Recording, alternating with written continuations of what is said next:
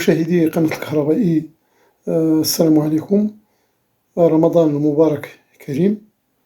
نتمنى أن نتجاوز هذه الفترة من الحجر الصحي بسلام، وأن نعود إلى حياتنا اليومية بكل نشاط وحيوية.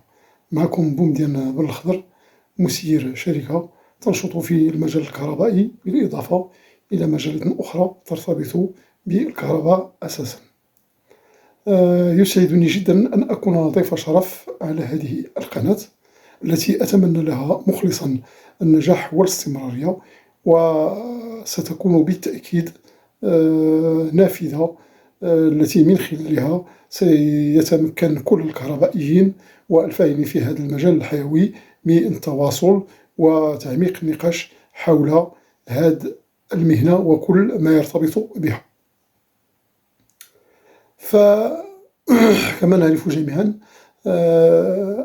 لا يمكن أن نتكلم عن الكهرباء أو الطاقة الكهربائية كطاقة حيوية ضرورية ومهمة بالنسبة لكل المجالات بدون أن نتكلم عن الكهربائي اللي هو واحد الفاعل الرئيسي في هذا المسلسل ديال سواء الإنتاج أو استغلال أو توزيع الطاقة الكهربائية.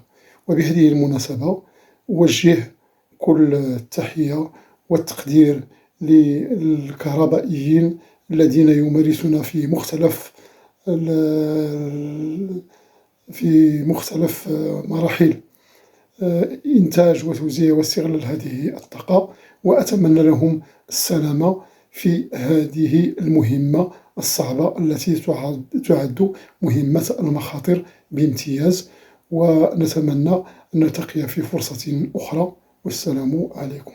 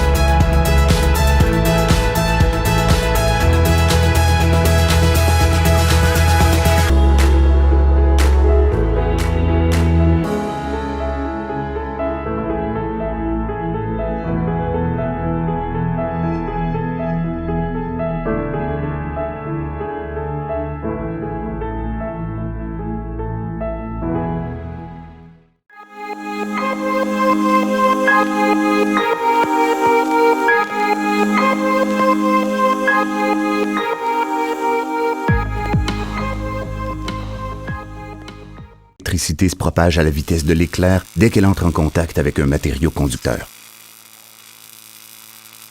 L'eau, le métal ou même votre corps peuvent servir de conducteur. Si par imprudence vous entrez en contact avec un fil nu ou endommagé ou un équipement non protégé, l'électricité sera toujours plus rapide que vous. Il faut donc éviter les situations qui peuvent vous mettre en contact avec l'électricité. Un choc électrique peut chatouiller, provoquer des spasmes musculaires, brûler gravement, causer un arrêt cardiaque. Pourquoi tant de différences? Lorsque vous êtes dans une situation dangereuse qui met en cause l'électricité, 4 acteurs du choc entrent instantanément en jeu. La tension, la résistance, le trajet et la durée. La tension peut varier de quelques volts à plus de 735 000 volts. Cependant, un courant de quelques volts peut causer un accident grave. La résistance à l'électricité de votre corps peut varier selon que votre peau est humide ou sèche. Le trajet qu'emprunte l'électricité dans votre corps a une grande influence sur la gravité du choc. Le risque de blessure interne majeure est plus grand si le courant passe par le cœur que si le courant passe d'un doigt à l'autre. La durée du contact avec l'électricité peut aller de quelques millisecondes à plus d'1 seconde. Mais quelques millisecondes, c'est assez pour vous blesser. Bref, chacun des acteurs du choc peut prendre des valeurs très variées. Et la gravité d'un choc dépend de la combinaison de ces 4 facteurs. Impossible de prédire exactement le résultat avant l'accident. Et tout se passe à la vitesse de l'éclair. Un choc grave. Brûlure, amputation du bras, ablation d'une partie du foie, fracture due à la chute qui a suivi le choc. Tout ceci aurait pu avoir des conséquences encore plus graves si la scie avait touché le fil. Éviter un accident, c'est simple. Repérez les fils avant de faire des travaux ou des activités en hauteur. Ne vous approchez pas des fils et n'approchez rien des fils. Pas d'outils, pas d'échelle, pas d'échafaudage, pas de cerf-volant, rien. La plupart des accidents électriques arrivent lorsqu'on est distrait ou qu'on veut aller trop vite. Afin de les éviter, il suffit de connaître les situations où il y a un risque d'entrer en contact avec l'électricité.